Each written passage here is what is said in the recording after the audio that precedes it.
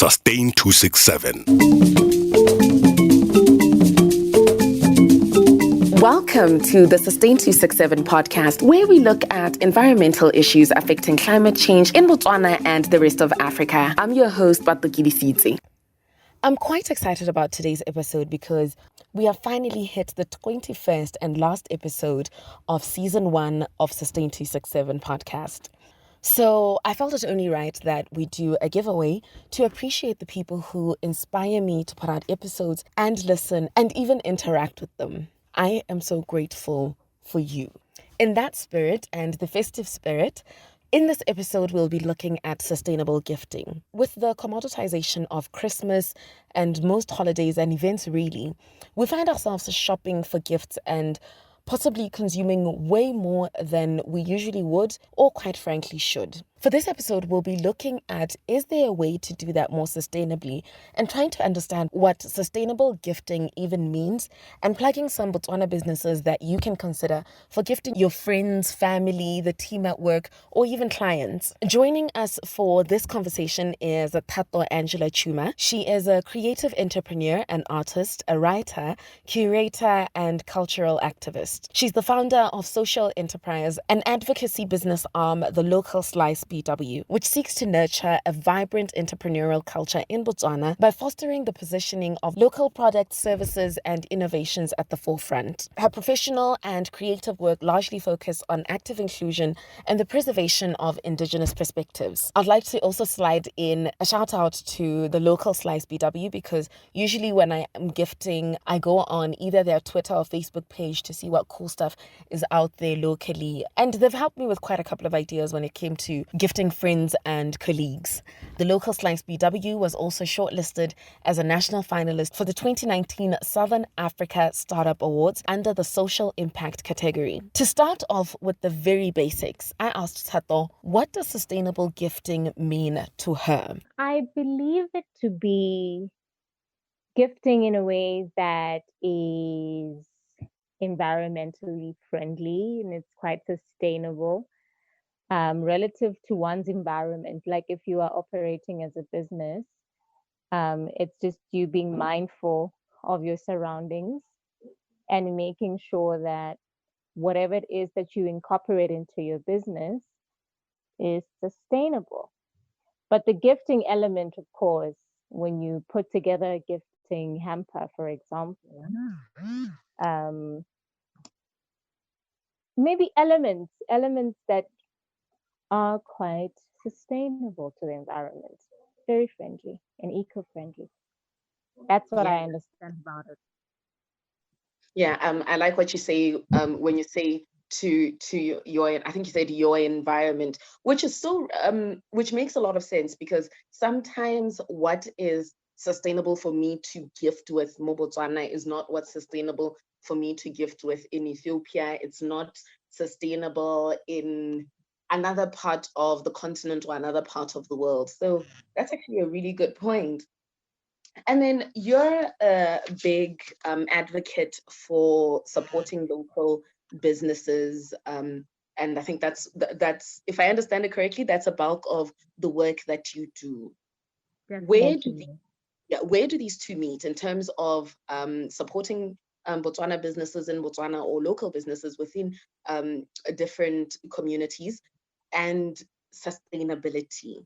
I think what we really want to have as part of our mandate is for small businesses to be responsible in areas that they work and not only just be profit minded. So the sustainability element becomes important in that aspect. But what we've noticed is we don't really understand sustainability, what it entails, what it is, who it speaks to, and that kind of stuff.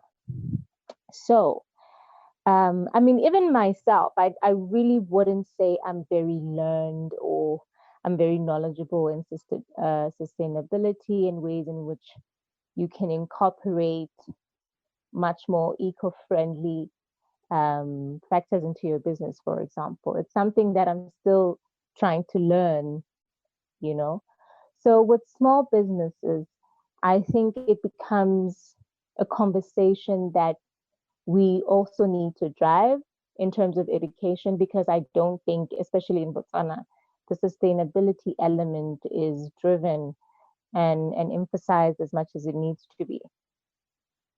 So it's something that I believe as the local slice, we really want to see how we can play a part there, as advocates of course, small businesses being able to survive in the markets that they are playing in, but also that responsibility aspect to be mindful. I mean, I know a couple of businesses currently that we sometimes work with that are very sustainability uh, minded. There's Lesweety Diaries. She's a fashion designer. I think recently she did masks. She designed masks that are eco-friendly. I think the material was eco-friendly. And then there's House of Divinity. She sources her jewelry material very sustainably as well. Who else? And some of the gifting companies. I think Gifts by B uses these wooden boxes to as packaging.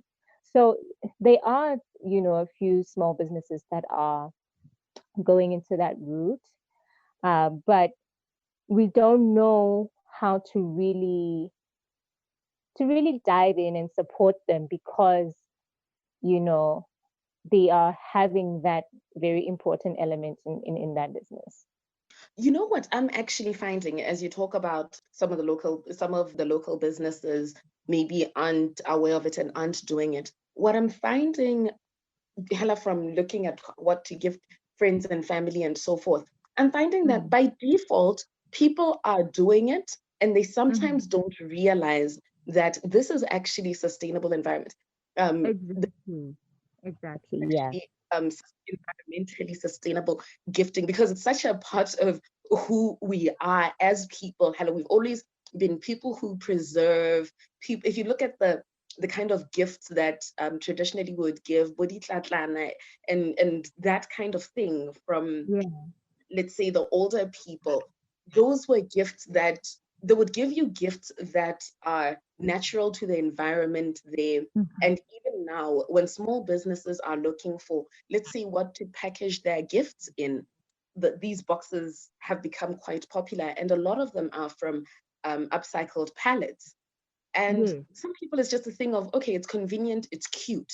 But if you look at it, it's a thing of you are giving the tree that would have been a pallet and its life ended up being a pallet so much longer. It's now being repurposed into another home and giving it a whole new life. So I think maybe sometimes we're just not really capitalizing and branding as environmentally sustainable when we are already doing the work, which I We're sometimes think already doing it's it. more Yeah. important. Mm.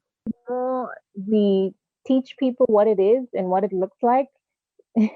I think I'll just draw a little parallel, although it's a bit off topic, like how uh, feminism is, how people are feminists, are in fact feminists in the way that they view the world, but they don't define themselves as feminists.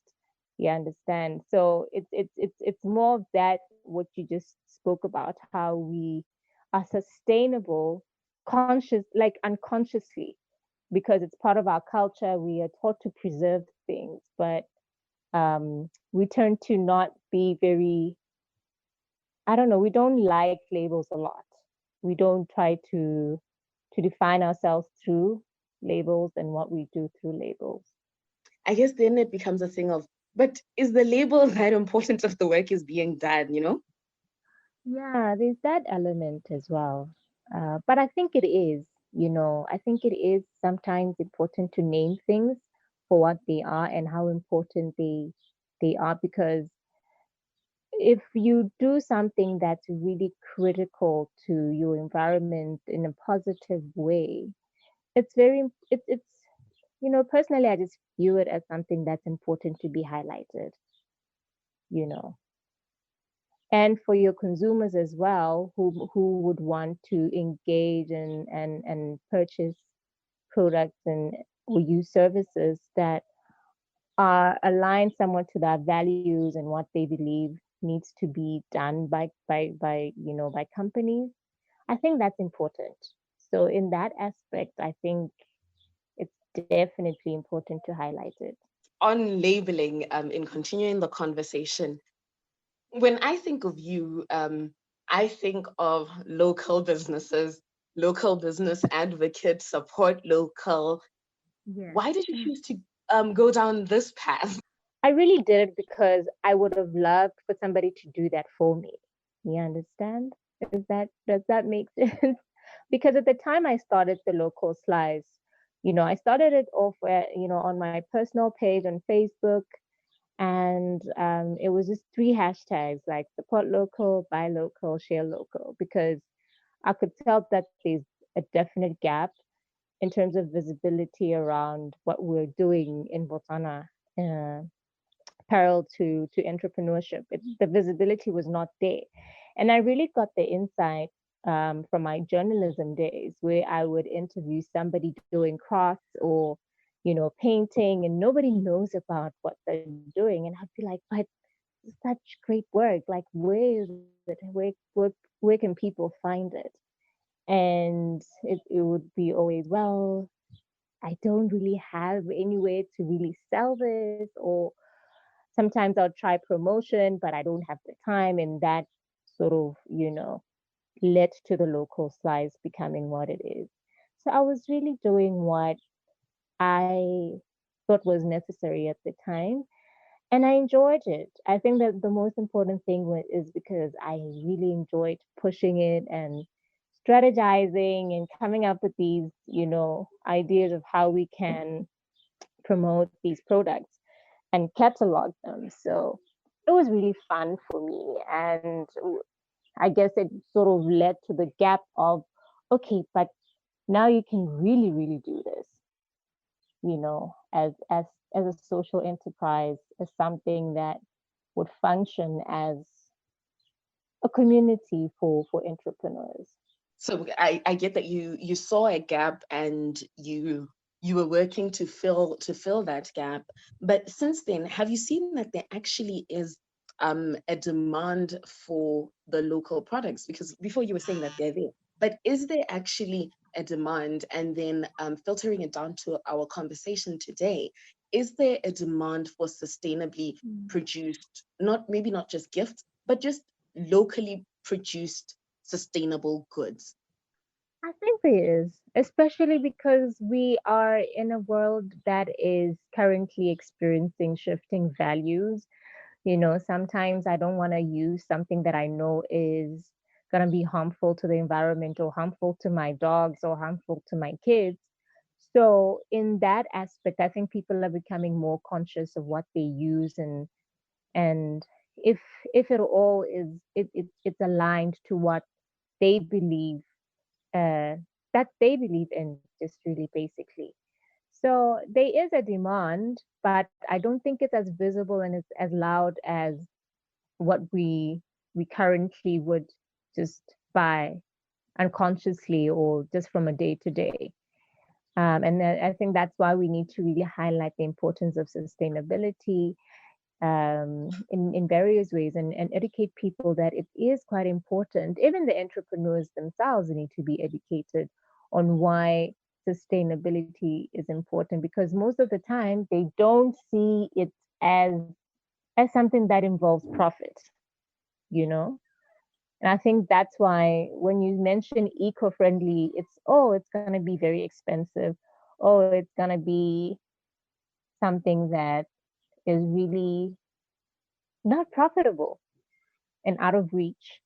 So there's those misconceptions, I believe, currently that would need to be just demystified a bit for people to understand that it's in fact sometimes more affordable to be sustainable than it is just doing your day-to-day business activities that you've been doing.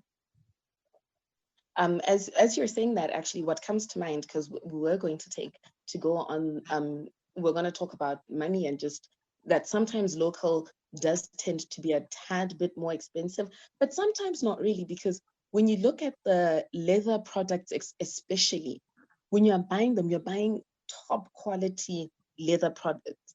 And maybe it doesn't have a huge globally recognized brand, but this is something that will be in your closet for a very long time to come. And this is something that could even turn into an heirloom for your family. Mm. Mm. And the other factor is, as we talk to entrepreneurs and some of the challenges that they encounter, the production costs. The reason why a lot of local products are expensive is just the unit price of production is, for them to source the materials that would, for example, be cheaper to source in South Africa. If they're sourcing it here, it becomes more expensive, and they need to now, of course, just to be practical about that businesses and to produce just one unit of something in Botswana for most of these local product entrepreneurs. It's quite challenging to then try and match the prices of other multinationals that are producing in bulk and are doing mass production. So that's another element that we have to be conscious about when we're saying, oh my God, local is so expensive. If we capacitate production, if we make sure um, how they source their raw materials, if they are readily available and accessible, I think that would drastically reduce some of these prices that we feel are very expensive. So that's one challenge I wanted to highlight. But then again, when something is handmade and it has involved a very intricate process to be developed, it's something that we also have to factor in to say, okay, but this is really just, it's a leather product that somebody really took the time and took that creativity to make, and it's as valuable as any other label out there. So as you're actually talking about that, the whole production unit of production, and besides just the unit of production, the skill. Yeah. There's this, I think it's popular throughout Africa. In Botswana, we see it happening, especially with your Instagram stores or your Facebook stores, where it's not something that's produced locally, but what they do is they import it and then they are just a reseller. So let's say it's quite popular within fashion and clothes and the like. Does that now count as supporting local? In what sense? So I'll give you an example. There's scarves. So I go on a popular Chinese website that bulk sells. I buy 50 scarves, 50 silk scarves for $3 each. I ship them here, and then when they get them here, I add my margin, and let's say I'm now selling them at $100. I mean $10 each. If someone buys those scarves from me, so no value added, no sort of fancy nothing, just all I'm doing is reselling. Does that then count as supporting local? Because I've always wondered about that. It will be really just supporting Thato because she has a business that she's running, but the product itself is not sourced from here, but the owner herself is from Botswana. So I think sometimes people look at it from that angle, that the ownership of that process of ordering and then adding your margin, it's owned by somebody who is here and is trying to make a living. And then maybe if they do make the profits that they make, then eventually they can have capacity to make their own scarves. So reselling, as much as it's not manufacturing in Botswana, I think for the fact that it's owned by a Botswana, then it becomes important. Thank you for that, because that's something I'd always wondered. That's something that I'd personally wondered about when sometimes purchasing, is this really supporting local? Or thank you for that. Speaking of making money now, Yeah. mostly the money is in corporate in Botswana. If someone's looking at sustainable gifting, it's the end of the year. I know our conversation is happening rather late in the year, and some corporates have already done their packages and given them away. But if someone is looking to target corporates for those bulk orders and that big money, how do you get seen by corporates? How does one go around? How does one go around that? I think that's something that we identified, me and my partner, when was it? I think in October, where we're like, sometimes corporates, because they never really have a readily available catalog of local products, and if they're available, and if, they can just readily get those products, it becomes very difficult for them to reach out to small businesses. So what we decided to do for December is to do an end of year gifting catalog. Not with a lot of products, but at least just something that would give the corporates an idea of what's available right now. So we did that in collaboration with some of the small businesses, and we sent that to corporates. And the feedback that we got was quite surprising in a great way, because they're like, oh, we didn't know that there's a company that does these, is it diffusers? That's what they call them, right? Like Yes, diffusers. yes. Yeah. Things like that. They didn't really know it. They're not conscious of it. So I think if at all corporates knew what was readily available, because most of the time they do prioritize convenience, and they prioritize, of course, reasonable or affordable prices, or something that they can get a discount on, let's say maybe because they're buying for staff, those sort of factors. And the small businesses in that aspect need somewhat of a, not really a middleman, but just somebody who incentivizes the corporates in a visual manner, like in the form of a catalog, to say, but this is available. You don't need to buy your gin from South Africa. You can actually buy it from here. You don't need to buy a diffuser from from at home. You can buy it from a local business. So that gap showed us something. Um, well, that response, it showed us I don't know if the small businesses are not very proactive in calling up corporates, or maybe designing their own catalogs to say, but this is what I'm doing. I need to send it out to this one and this one and this one, just so that they are in the know of what we're producing.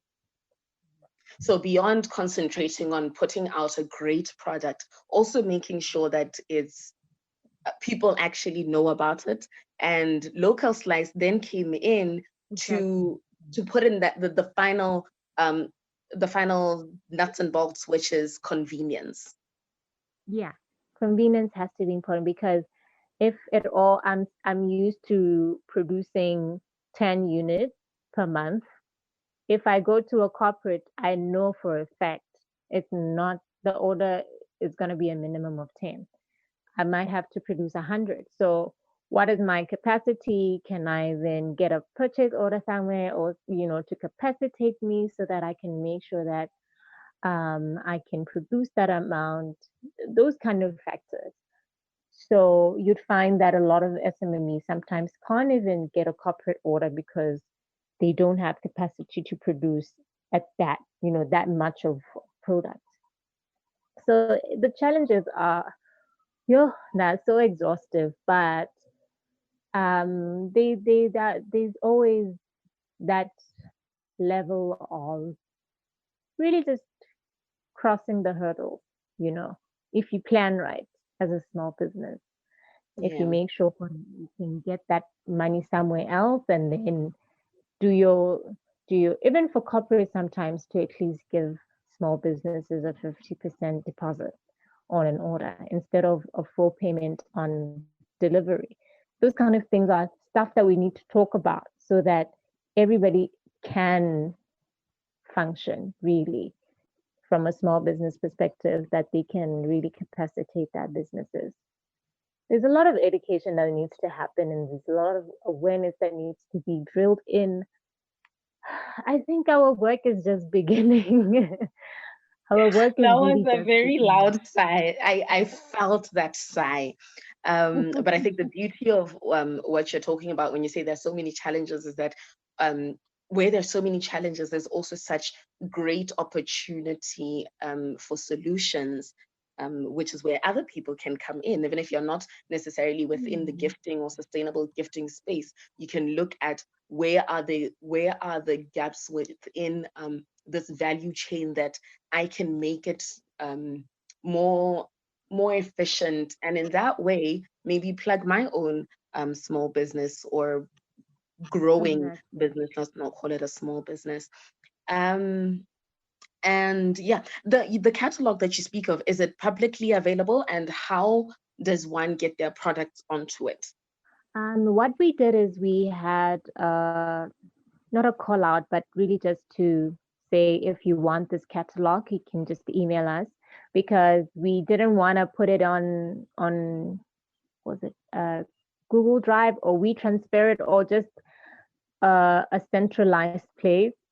Um, if we had the resources to do that, I think we would have done it. But the most convenient thing that we thought to do was definitely to just ask people if they're interested in it, especially the corporates, because that was who we were mainly targeting.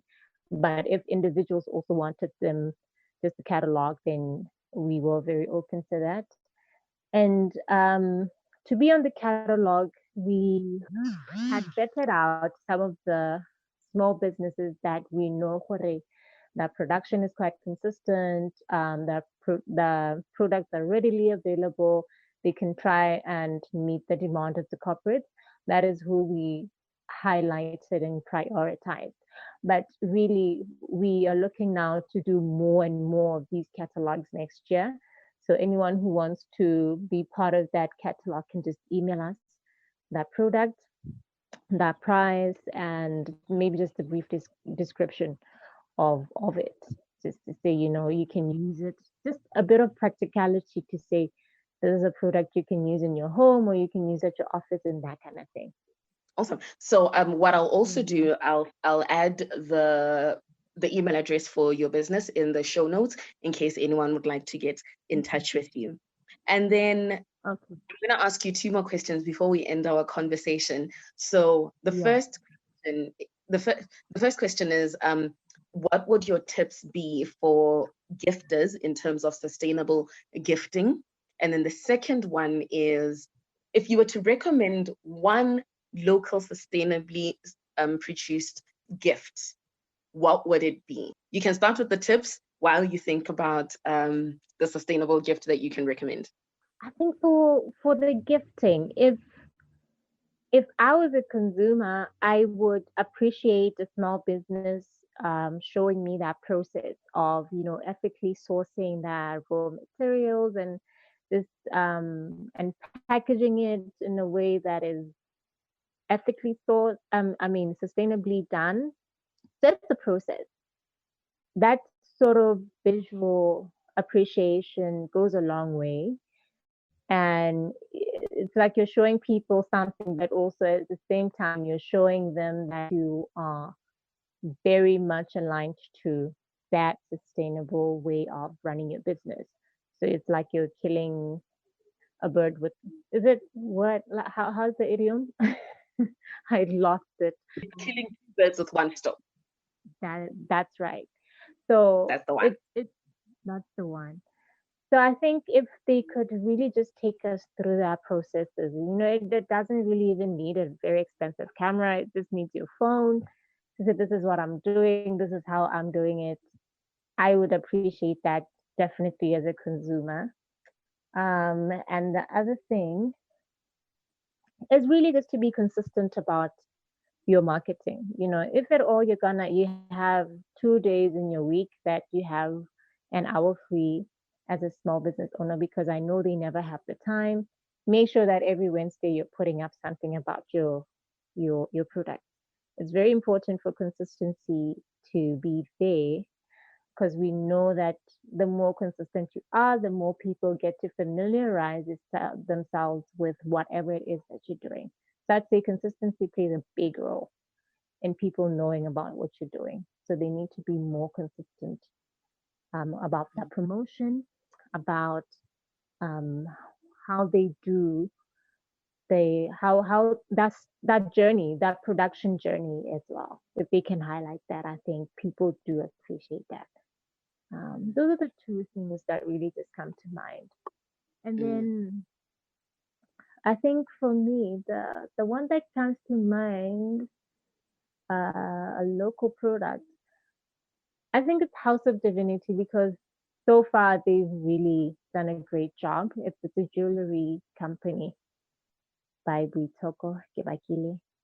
And she really does a great job of showing people her personality through her work. And she's very big into, I'd say she's a chakrahan, and you could really see it through her work. You can really see it through her work and how she really drills in the whole I ethically source my gemstones and this is how I do it. I really love that because it makes you appreciate whatever it is that you're going to get from her because she's putting something of her into that. You understand? So I like that about her as an entrepreneur. I think more entrepreneurs need to show us that it's really not just about, just the means to an end and getting your profit and going home. There's nothing wrong with it. But I think going the extra mile and really showing people that it's something you enjoy, it's something that you're also being community conscious about, those kind of things. If you highlight that, usually it does work for you in the long run. As you said their name, I went onto their website, and the great thing is they ship globally. So I'm definitely also going to share their website. They have such beautiful pieces. They have gorgeous pieces. So I'll also share that in the show description. Thato, thank you so much for joining me to talk sustainable gifting, and thank you for the work that you do for supporting growing local businesses. Thank you for inviting me. It's been a pleasure.